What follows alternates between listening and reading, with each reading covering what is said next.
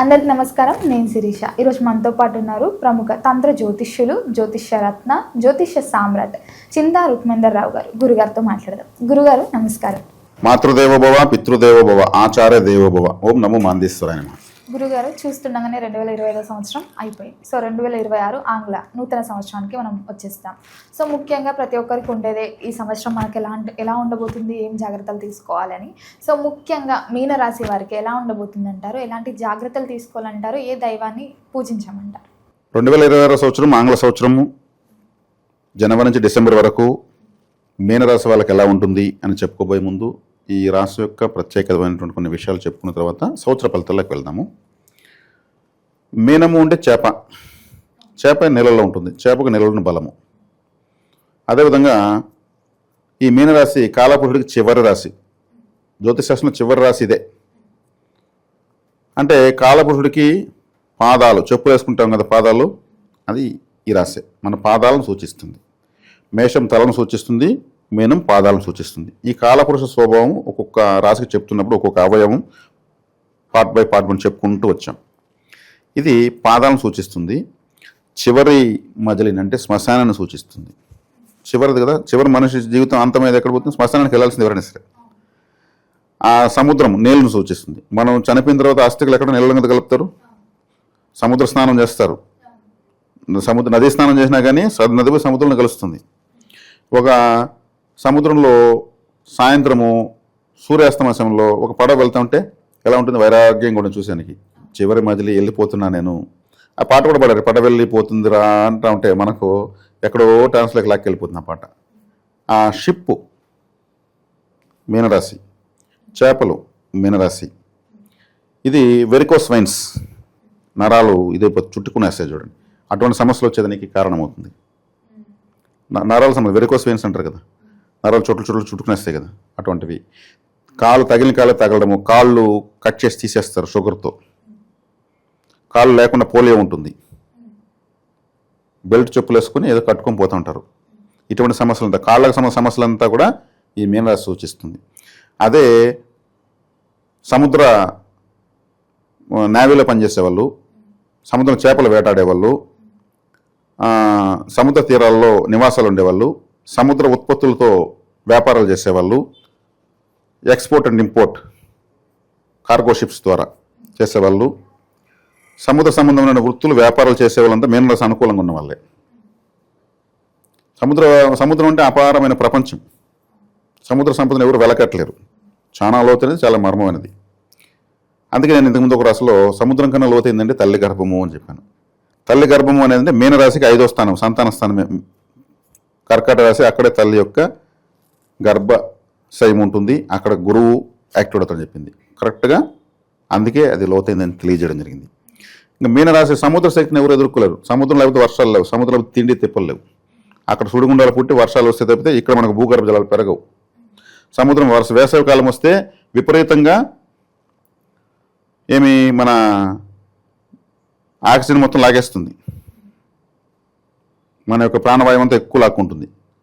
అందుకు మనకు ఎండ ఎక్కువ వేసి మనకు ఊపిరాడకుండా పోతుంది. మళ్ళీ లాక్కొని మళ్ళీ మనకు వర్షాలు, మళ్ళీ వానాకాలం ఇస్తుంది.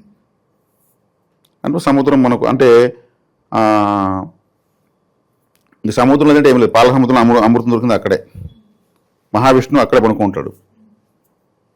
ఆ సముద్రం నుంచి మనకు అద్భుతమైనవన్నీ బయట వచ్చాయి. లక్ష్మీదేవి అక్కడి నుంచి వచ్చింది, అప్సరసులు అక్కడే వచ్చారు, చంద్రుడు అక్కడి నుంచి వచ్చాడు, కామధేనువు, కల్పవృక్షము, ఐరావతము, కౌస్తుభమణి, ఇట్లా పాల సముద్రం నుంచి ఎన్నో, ఉచ్చైస్రవము, ఇట్లా 14 రకాల అద్భుతాలు వచ్చాయి. అద్భుతాల నిలయం సముద్రం. సముద్రంలో స్నానం చేస్తే మన కర్మ సముద్రంలో పడింది, మళ్ళీ ఎవడు వెనక్కి వస్తుంది అది. కాబట్టి సముద్ర స్నానం చాలా గొప్పది. సముద్రంలో పోయి స్నానం చేస్తే ముంచి లేచినామంటే ఆడ బూడుస్తుంది కర్మ, అంతే. దేవుడు వెనక్కి తెల్లాడు. కాబట్టి దాని యొక్క శక్తిని ఎంత చెప్తామంటే నేను రేపు తెల్ల వరకు చెప్పగలను. అంత గొప్ప రాశి. ఈ రాశిలో పుట్టిన వాళ్ళు మీన రాశి కదా, మధుర మీనాక్షి ఆలయానికి వెళ్తే యాక్టివేట్ అయిపోతారు. పుణ్యక్షేత్రానికి మధుర మీనాక్షి అమ్మవారు, మీనరాశి మధుర మీనాక్షి అమ్మవారు. చివరి నక్షత్రం రేవతి నక్షత్రము. రేవతి నక్షత్రం అధిపతి బుధుడు గ్రీన్ కలర్గా ఉంటాడు. మీనాక్షి అమ్మవారు కూడా గ్రీన్ కలర్లోనే ఉంటుంది. మధుర మీనాక్షి అని గూగుల్లో కొడితే గ్రీన్ కలర్లో ఆమె ఎట్లా ఉంటుంది, పెండ్లి కూతురుగా ఉంటుంది అక్కడ. ఆమె పెండ్లి కూతురు పెండ్లి కొడుకుగా ఉన్నారు అక్కడ స్వామి అమ్మవారు. వివాహం చేసుకునే ప్రదేశం. అందుకే మధురంగా ఉంటుంది అమ్మవారు. మధుర మీనాక్షి, చేపల లాంటి కన్నులు గలది. సుందరేశ్వరుడు, శివుడు అందంగా ఉంటాడు, సుందరంగా ఉంటాడు. కాబట్టి మీనాక్షి సుందరేశ్వరాలకి వెళ్ళొస్తే మంచిది. వీళ్ళు యాక్టివేట్ అయిపోతారు. సముద్ర తీరాలకు ఈ రాశి బలహీనంగా ఉన్న వాళ్ళు వెళ్ళకూడదు, బలంగా ఉన్న వాళ్ళు ఎక్కువ వెళ్ళచ్చు. అంటే నీటి ఉన్న ప్రాంతాలకు వెళ్ళకూడదు. ఇది ఈ రాశి యొక్క ప్రత్యేకతలు. ఇలా చెప్తే చాలా ఉంటుంది. ఒక రాశి గురించి చెప్తే సృష్టికారకత్వం ఎంతైనా చెప్పచ్చు. మహావిజ్ఞానం జ్యోతిశాస్త్రం అంటే ఈ రాశికి ఈ సంవత్సరం 2020 సంవత్సరం శనేశ్వరుడు జన్మంలో ఉన్నాడు, అది మంచిది కాదు. వ్యయంలో రాహు ఉన్నాడు, అది మంచిదే. వ్యయంలో రాహు, నష్టంలో రాహు ఉంటే మంచిది. అంటే రాహు అంటే వ్యయస్థానంలో ఉన్నప్పుడు, వ్యయస్థానం అంటే బెడ్రూమ్ అని చెప్పాను ఇంతకుముందు ఒక రాశిలో. బెడ్రూము స్త్రీ శయ్య సౌఖ్యము, అయన శయన భోగస్థానము అంటారు. అంటే మనం ఇంకా బాగా డెప్త్లో చెప్పాలంటే కామవాంఛను తీర్చుకునేటువంటి స్థానం అని కూడా చెప్తారు. అక్కడ రాహు ఉన్నాడు. రాహుకి వ్యామోహం ఎక్కువ అని చెప్పాను, ఆయన అక్కడే ఉన్నాడు. కాబట్టి ఆయన ఏం చేస్తాడు, తత్సంబంధమైన కారకత్వాలకు పైన ఎక్కువగా లాగేస్తాడు. ఇప్పుడు అక్కడ కేతు ఉన్నాడు అనుకో, నేను ఏదైనా ఒక మంత్ర సాధన చేయాలి, పుణ్యక్షేత్రాలు తిరగాలి, తీర్థయాత్రలు చేయాలి. తీర్థం అంటే జలము, అంటే నదీ పరివాహక ప్రాంతాల్లో ఉన్న పుణ్యక్షేత్రాలు తిరగాలి, ఇట్లా అంటుంటాడు. రాహు ఉన్నప్పుడు ఏం చేస్తాడు, అదంతా ఊరికే సోది, జమ్మని మందు తాగాలి, ఇది తినాలి, ఇది తిని అది తాగి ఎంజాయ్ చేయాలి, ఇట్లా అంటాడు. భోగలాల సత్వం పెంచేస్తాడు.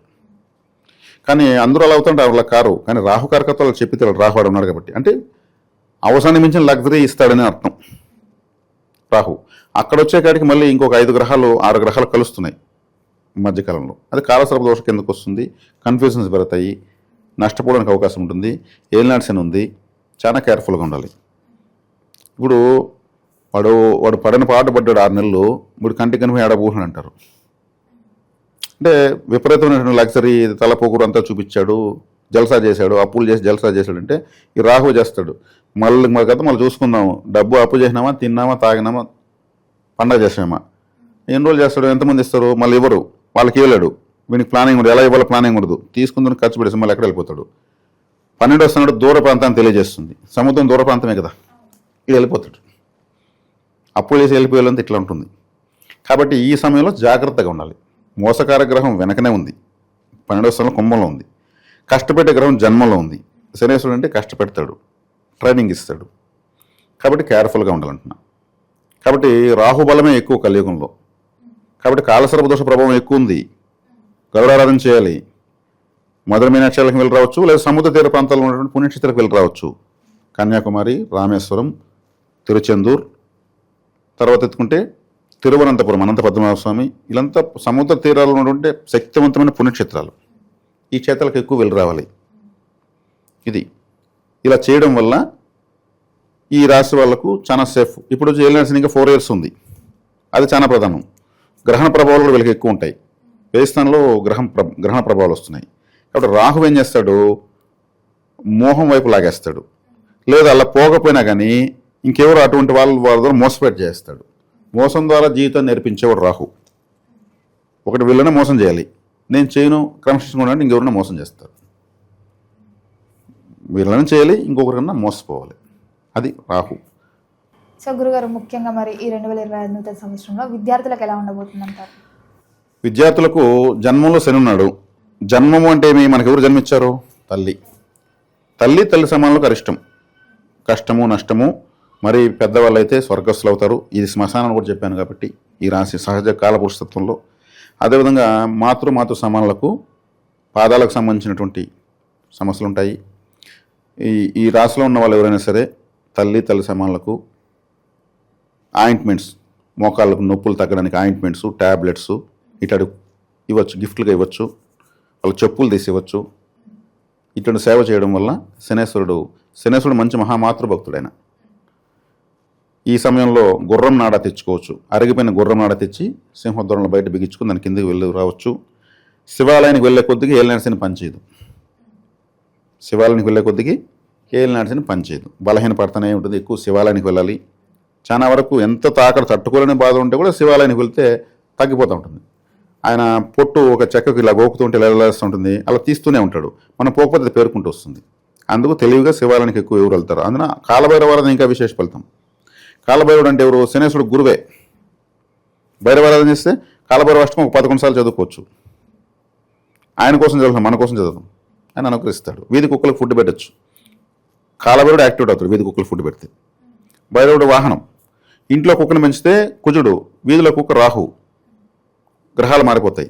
వీధి కుక్కలు ఫుడ్ పెట్టడం కాలభైరవుడు యాక్టివేషన్ అవుతాడు. ఇంట్లో కుక్కను పెంచుకోవడం ఒక విధంగా మైనస్ ప్లస్ 2 ఉన్నాయి. అది పాజిటివ్ అనిమలే, కానీ దాని వెంట్రుకలు ఇల్లంతా రాలుతూ ఉంటాయి. అది కనిపెట్టలేం. ఎముకలు అవి, అదొకటి మైనస్ పాయింట్. మిగతా మంచిదే. ఇది కాలభైరవారాధన, శివాలయము, గరుడారాధన. తర్వాత తీసుకుంటే ఇంక వీళ్ళకు ఏం చేయొచ్చు అంటే మధుర మీనాక్షాలని వెళ్ళి రావచ్చు.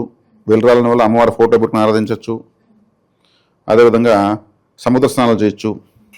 ఈ రాశి సముద్ర తత్వాన్ని చేస్తుంది, సముద్రంలో కర్మ పోతుంది కాబట్టి. అదేవిధంగా ఏదైనా ఆటంకం ఉన్నప్పుడు మనం ఒక సౌందర్యాన్ని త్యాగం చేయాలి. అంటే మనం కేశాలు తీసేయచ్చు. అది విచారంతో చేసే పని. దీన్ని నా కష్టం తిరిగింది కాబట్టి నేను తీసేస్తున్నాను.